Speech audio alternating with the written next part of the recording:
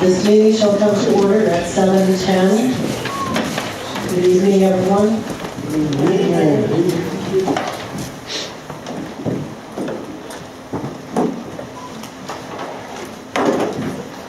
Councilman Separati has the invocation for this evening. Would you please rise? Dear Lord, during this holiday season, as we gather with family and friends, we ask that you bless us as we have a chance to reflect and also look towards the future. Amen. Amen. I pledge allegiance to the flag of the United States of America and to the republic for which it stands, one nation, under God, indivisible, with liberty and justice for all. Would you call the roll, please?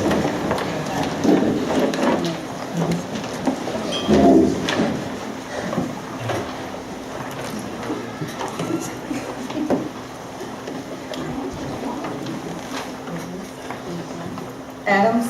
Here. Jones? Here. Separati? Here. Jackson? Here. Brownlee? Here. Jajanski? Here. A.G.? Here. Albers? Here.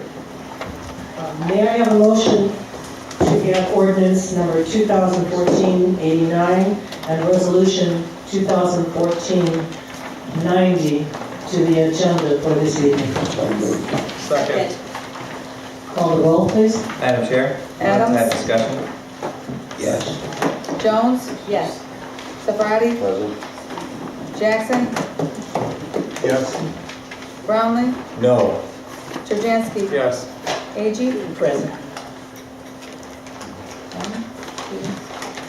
We have 1, 2, 3, 4 yes. Majority rules. Okay, moving on. Do we have minutes? Yes, we do. May I have a motion to approve the minutes from the special meeting on July 18th, 2014, as presented? So moved. Second. Call the roll, please. Adams? Yes. Jones? Separati? Yes. Jackson? Yes. Brownlee? No. Jajanski? Yes. A.G.? Yes. And do we have any communications for this evening? Yes, Madam Chair, from Robert W. Varley of Dominion East, Ohio. A notice to the city that Dominion will file an application to amend the pipeline infrastructure replacement plan and the cost recovery charge for the automated meter reading technology in February 2015. From Terrell Priester of Wide Open West, a notice to the city of a rate increase of $12 a month for residential customers who bundle, and an increase of $2 per month for basic cable effective January 1st, 2015. Thank you. We do have two committee reports for this evening.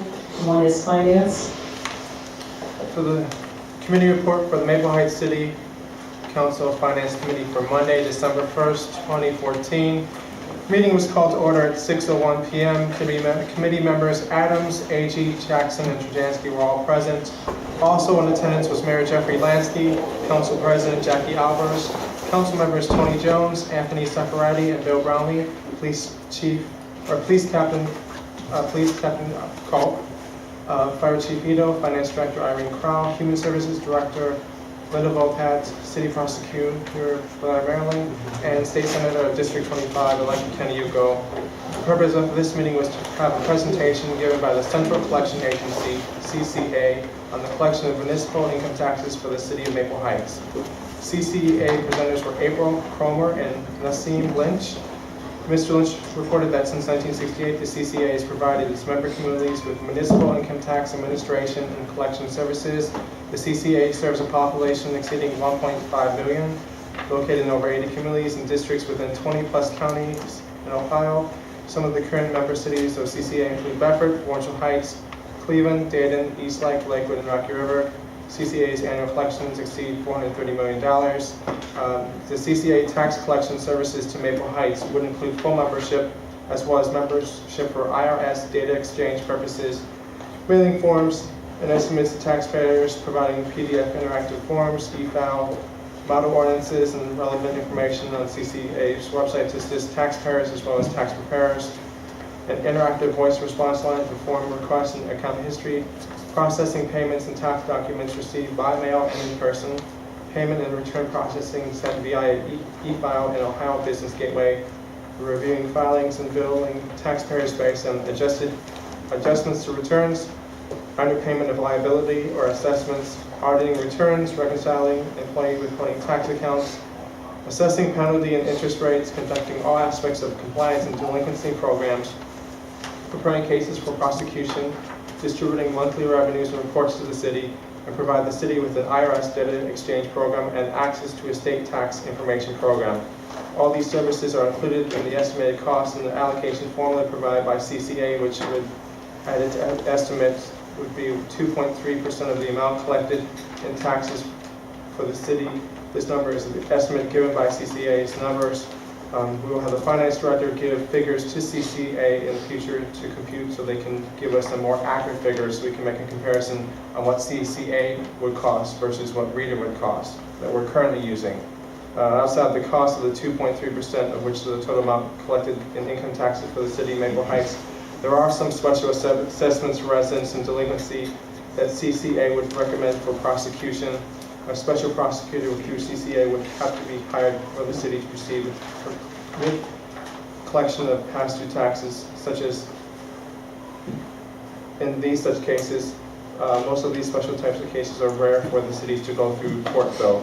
According to CCA, this is the only charge that would be outside of the city's membership fee of the estimated 2.3%. The meeting was adjourned at 7:03 p.m. The presentation by CCA was informative and impressive, but looking forward, the council, we have to go through finishing the business of the 2014 amended appropriations for this year, as well as making the temporary appropriations for 2015. So my recommendation for this body is to have the finance director give to CCA the accurate figures of what the city is collecting so that they can compute those figures and give those numbers back to us so that in January we can return to looking at CCA as an agency to collect our municipal income taxes and have an accurate number to compare to RETA, as well as have the law department look at some of the agreements that we currently have with RETA, as well as some of our local ordinances. And so with that, I yield my time to the chair. Thank you. We had a committee of the whole meeting immediately following this finance meeting, which began at 7:15, and all of the persons that were mentioned by Councilman Trojanski were also present for that meeting. Ms. Kroll, our finance director, Ms. Kroll, has reported that the railroad in-gate fees were collected for the final time, and she clarified that this was a payment from the Norfolk Virginia Railroad. We also reviewed several of the items on the 2014 final appropriations, and then went on to talk about 2015. 2015, some of the biggest topic was the solid waste money, which was not included originally, although the city does pay. We were also talking about transferring some of this money or reallocating some of this money to the general fund. This rubbish fee also pays for several other things you might not be aware of. Although it's removal of your curbside rubbish, it also takes care of the city dumpsters and all of the other containers that you see around the city. And they also take care of the vacated properties that leave debris behind. They also collect from the parks and our city facilities as well. And they also contribute to the administrative costs to our service department as well. Dumping fees to dispose of the rubbish is included in that cost that you pay, and half of the residential fees are also, who are also receiving homestead is a part of that whole amount of money. Mrs. Bopat also explained the job and the services that the Human Services Department does provide for all of our residents here in Maple Heights, and talked about the possibility of shutting down the senior center unless we met our budget requirements. to run the senior center. It's a senior center and all of the services that it provides, $325,000 for the year. That includes the transportation, the delivered meals, and all of the other programs and services that come out of this center. We also had some interest. We're looking at other nonprofit companies to come in to provide or assist with some of these services as well, to maintain what we have. And beyond that, I think there was an agreement by all the council to consider moving the rubbish fund into the general fund, as well as our rainy day contingency fund, which is $21,000 at this point, but it could be raining. The meeting actually was adjourned at 9:10 p.m. after much discussion. Thank you. Moving on to the department reports, that would be Fire Department. Chief Vito. Okay. Thank you, Madam Chair. Calls today for the fire department are 4,421. An update to the fire on Dalewood. It has been ruled arson and is still under investigation. The state fire marshal has offered a reward for any information regarding this fire. As you know, the city of Maple Heights experienced a serious fire on November 27th, Thanksgiving Day. 6 members on duty responded to 17,000 Rockside for what was thought to be a routine fire alarm. As the engine from Station 1 on Warrensville Center made its turn onto Rockside Road, it became evident that this was not the case. I would like to introduce you Acting Captain Teckmyer, who is shift commander of the A shift and was the initial incident commander on the scene until I arrived and took over. He has prepared a short presentation for council that he'd like to share with you and comment on at this time. Can you dim the lights for a minute?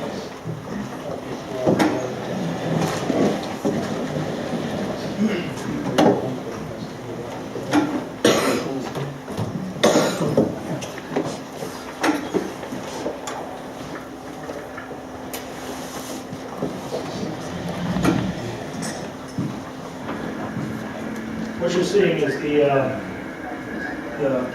helmet camera video recording the actual incident as it's happening. As we arrived, it stated there were flames through the roof.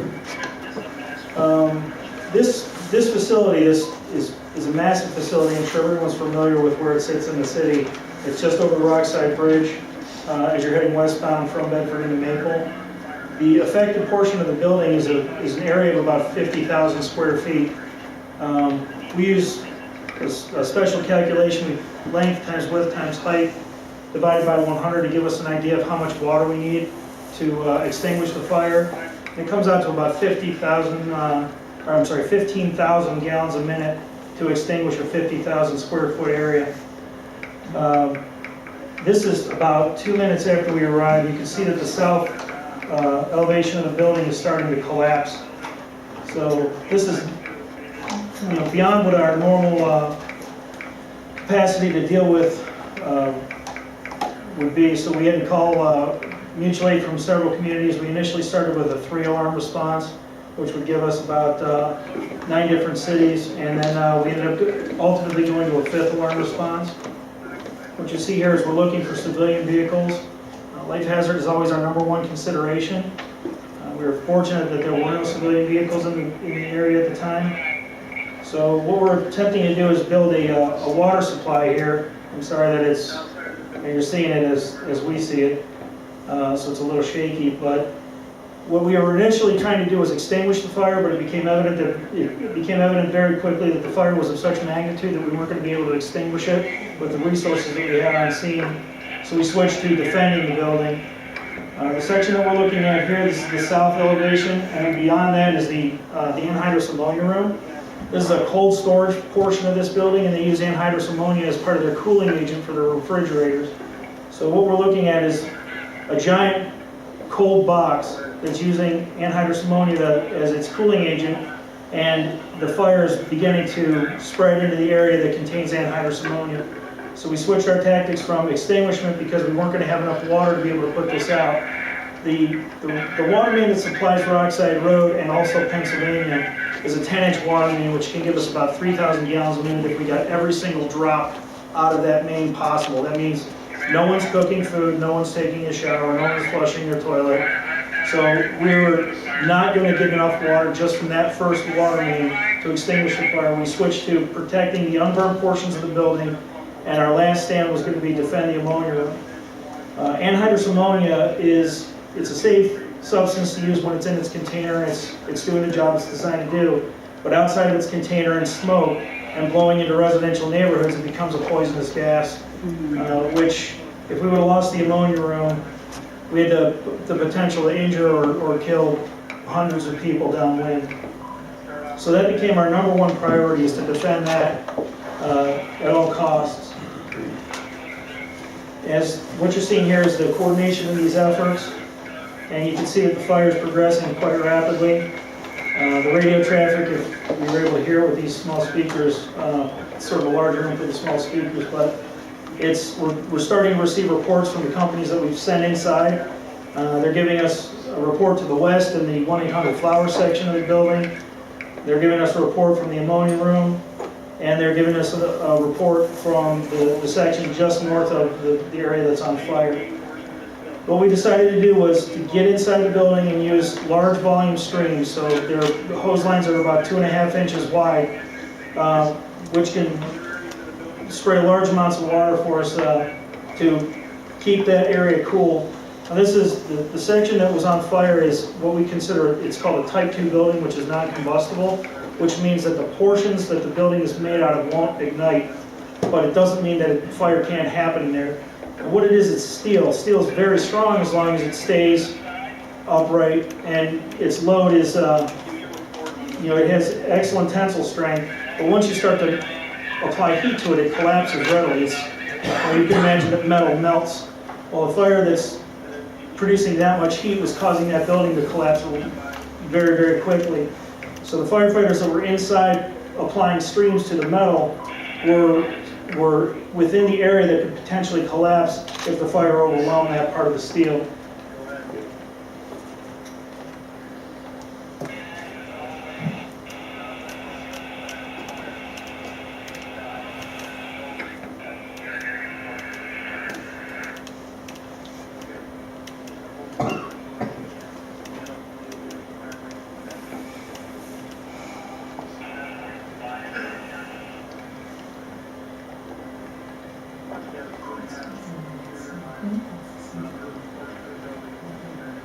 Yes, sir. How many guys are on the inside?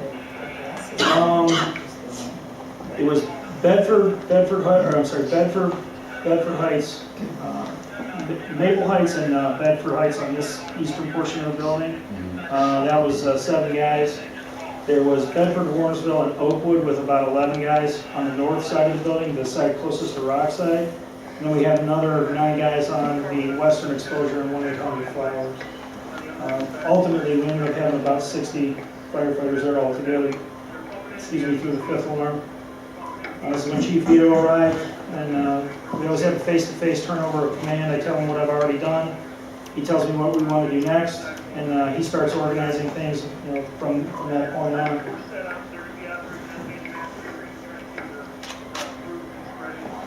What was in the building that was burned?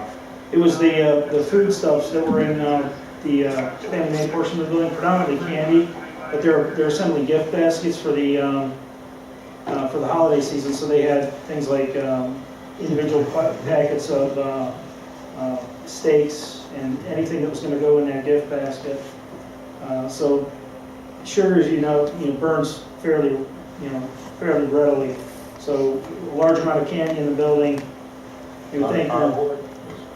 There's cardboard, but it's all arranged in shelving units. So there's a lot of air around that with candy that once you ignite it, it'll burn readily, and it produced enough thermal energy, or British thermal units, BTUs, to actually destroy the building. Now this is a picture of the overall structure. This is the portion that was affected, and we were able to keep the fire from going anywhere beyond that portion. Now this is the section where Bedford, Warrensville, and Warrensville Heights were in, and that's the area we call the stand. That's the wall that they were defending. and there's huge gaps in the wall where fire was coming through the wall and they were able to hold it. And as we say here, there's no pause button during the large incidents. Maple Heights Fire Department was required 16 other times this day. We were able to save millions of dollars in property and prevented a huge poisonous cloud from affecting the city. Was there firewalls between the section that was burning and the other section? A true firewall, the section between Fannie Mae, which is a type 2, a metal building, and the section next to it, which is 1-800 Flowers, had a masonry wall between the two, so it had bricks, and that acted as somewhat of a firewall. The wall that you saw there with all the large breaks in the wall, where Bedford and the Warrensville and Oakwood guys made the stand, that's a metal wall, and that metal wall started to fail and separate, and fire was actually coming through that wall, and they were staying, holding their ground, and keeping that fire back, because they were the ones that were defending the ammonia room. That's not policy.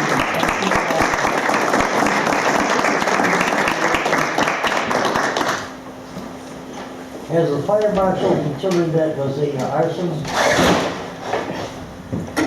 That's all still under investigation right now. Just gathering, it's in the information stage right now where they're gathering information and trying to put together a plan to investigate this fire. It's of some magnitude, it's going to take some time to get that all coordinated. In closing, I'd like to thank the Maple Heights Police and Service Departments. Police officers that were on scene were right there next to our guys without any protective equipment, helping with hose. They brought us food, they brought us stuff to drink. You know, they protected the firefighters on Rockside Road from traffic. It started snowing here horribly that afternoon and evening, and I can't say enough about what the police did for us. Same thing with the service department. We had some heavy equipment downstairs from home right away and brought down a front loader. Unfortunately, it was beyond the capability of that piece of equipment, but he extended his hand, and his men around the scene too. I appreciate it. I'd also like to thank the cities of Bedford, Bedford Heights, Garfield Heights, Warrensville Heights, Shaker Heights, Valley View, Independence, Oakwood, Cuyahoga Heights, Brooklyn Heights, Broadview Heights, Brecksville, Highland Hills, Twinsburg, Chagrin Falls, and Bainbridge, and the Southeast Chagrin Hazmat team who worked at this fire. Also, the Giant Eagle in Maple Heights brought people in and provided all the food to Red Cross that they brought down to the scene for the firefighters and emergency workers there.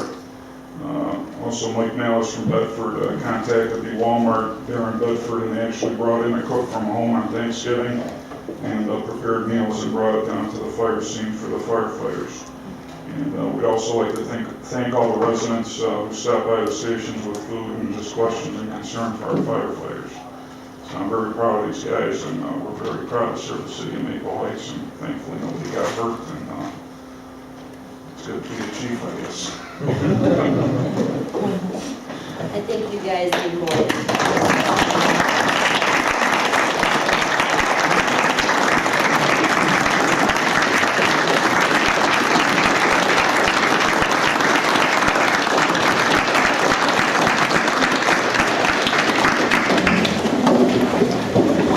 Thank you for sharing it. It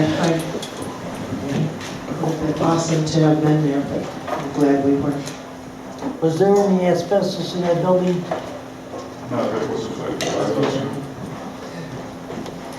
Law Department this evening is Mr. Mellon. We have nothing to report tonight. Thank you. Police Department is Captain Culp. Thank you, Madam President. After that presentation, I have nothing. Thank you for being here, Captain. Let's see, everybody, Human Services Department, Mrs. Mopan. Thank you, Madam President. We received today information from the Greater Cleveland Food Bank concerning every year they do what's called a member agency dashboard to let us know how we did in the last year. They summarize their findings, and their highlights were that our agency distributed more food this year than last year. We distributed more produce, and we served more people, and the agency cost per pound was lower than it was last year. but I really need you to hear how much that was. So for the year from October 31st of 2013 until October 31st of this year, we distributed 201,820 pounds of food at the Maple Heights Food Pantry. We provided, that comes out to 168,183 meals. We distributed 25,229 pounds of food, and we served 10,506 people. That was at a cost of 19 cents per pound of food. So you can see that Evelyn Knuckles, our coordinator, does a wonderful job of keeping track of what's going on and using the money that is given to us by the Hunger Network of Greater Cleveland to run it in a very efficient, effective manner. And you can also see that the need for the food pantry is very, very great in the city of Maple Heights. I wanted to also mention to you that the mayor and the finance director are working very hard to find ways for us to, the Human Services Department, to stay open. We are investigating, as you heard the council president mention, we are investigating a possibility of a merger with some other group of senior centers that would still use our facility and allow us to pretty much provide the services in the manner that we do to the community. But that negotiation takes a bit of time. We need to have the funds and wherewithal to make it through probably for the first 6 months of 2015 until all of that is set in place. So I wasn't going to announce it tonight because it isn't all completely done, but we are going to start another fundraising effort. It occurred to me this morning that if I could find 3,000 people to give me $100 each, I would have enough money with our grant money that comes into the center to manage to stay afloat until we could forge a relationship with another community or do whatever, maybe City Council had other ideas about how to fund this program. So I just started mentioning it today, and now I only need 2,983 people giving me $100 because so many people have already stepped forward and offered their assistance to us. So you'll be hearing more about it. I'm going to do a lot of publicity, and I hope, and based on the number of people, we lost by 55 votes, 55. There were a lot of people who voted for this levy. A lot of people wanted to see our services continue. If you give me $100, it'll be less than it would have cost you if the levy passed. And secondly, we will hold the checks in a safe until December 31st, until I'm assured that we have enough money to move forward. The finance director has assured me that the money will then be placed in a restricted fund that will be used to fund the senior center programs. So I ask your support and your generosity as we move into the holiday season, and hopefully together we can make this happen. Thank you.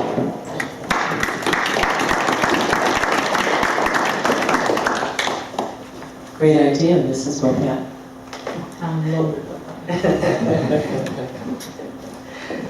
Finance Department, Mrs. Kroll. Good evening to Madam President and residents and the mayor. Most of the activities and work energy for the finance department has already been reported through our finance chair and also the president of council. We are very involved in several initiatives, still working with the state for the fiscal watch provisions. We're also preparing the 2014 amendments budget, the 2015, and working on several other initiatives and helping with the senior center, hoping to help keep that afloat and whatever the city needs. Thank you very much. Thank you, Irene. Back to the residents' comments. If you have something that you'd like to share with us, you're welcome to come up to the podium.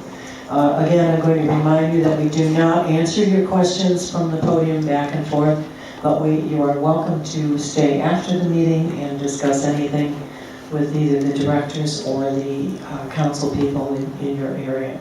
You have 3 minutes, and you're welcome to step up. We ask for your name and your address.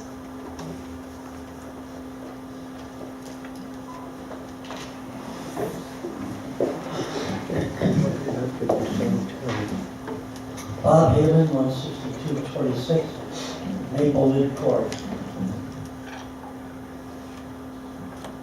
Fire department should be commended many times, many ways.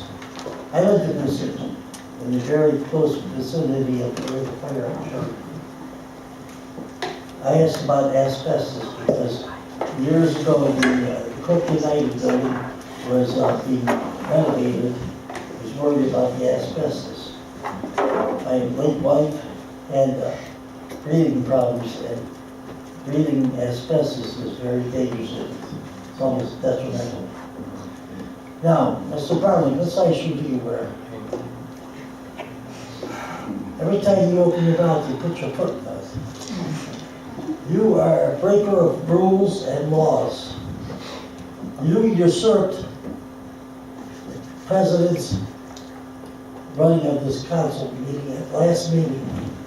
One woman was here at the podium and was refusing to give her address out. That is a rule that is for the public. You had no business to tell her she had a right to say, refuse. Every time you open your mouth, you create more problems. I wonder about you. I did some solid thinking about you the other day. How many children do you have? You said you had 5 in your household? I think 6. Because you show an immaturity as your children are. I don't think you're fit to be on city council. City council has the power to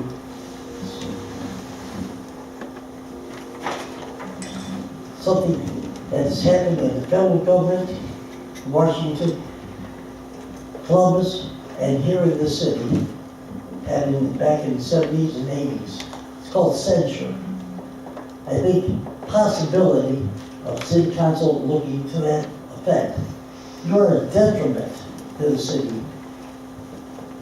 You have helped put us in a hole with your mesmerizing of the other people in the city. You somehow, since your ability as a minister, you have a power, and you use that power in a negative sense to destroy the city. And I can't see you being a citizen of this city, because most citizens here are upholding this city. You mentioned about a suburb in Illinois of Chicago. Why don't you go back there? Really bad city. Thank you.